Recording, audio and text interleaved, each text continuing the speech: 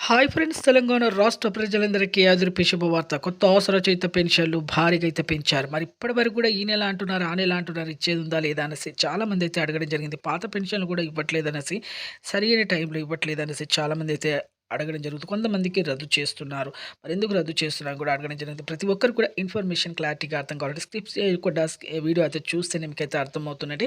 Late చేయకుండా అయితే వీడియోలోకైతే వెళ్ళిపోదాం. పాత వారికి, కొత్త వారికి, వృద్ధులకి, వితంతువులకి, ఒంటరి మహిళలకు 4,000, వికలాంగులకు 6,000, హెచ్ఐబీడీ, చేనేత, మగ్గం కార్మికులకు 4,000, డయాలసిస్ వారికి కూడా 4,000 అండి.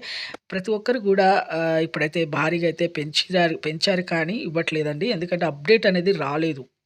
ప్రతి ఒక్కరికి కూడా ఇప్పుడు సీఎం గారైతే మరి కీలక ప్రకటన కేబినెట్ మీటింగ్‌లో ఎలాంటి అప్డేట్ అయితే తీసుకురాలేదు పెంపు విషయంలో. వేరే ఇప్పుడు కొత్త రేషన్ కార్డులు విషయంలో అప్లై చేసుకునే విధానంలో చేయడం జరిగింది. అలాగే ఇందిరమ్మ ఇల్లు పంపిణీ చేయడంలో సర్వే చేస్తున్నారు. అలాగే ఇంకా మీకు రేషన్ కార్డులతో పాటు ఇందిరమ్మ ఇల్లు ఇవన్నీ కూడా చేయడం రైతు భరోసా డబ్బులు కూడా ఇవ్వడం జరుగుతుందండి. ఇప్పటివరకైతే ఈ పెంపు విషయంలో ఎలాంటి అప్డేట్ అయితే రాలేదు.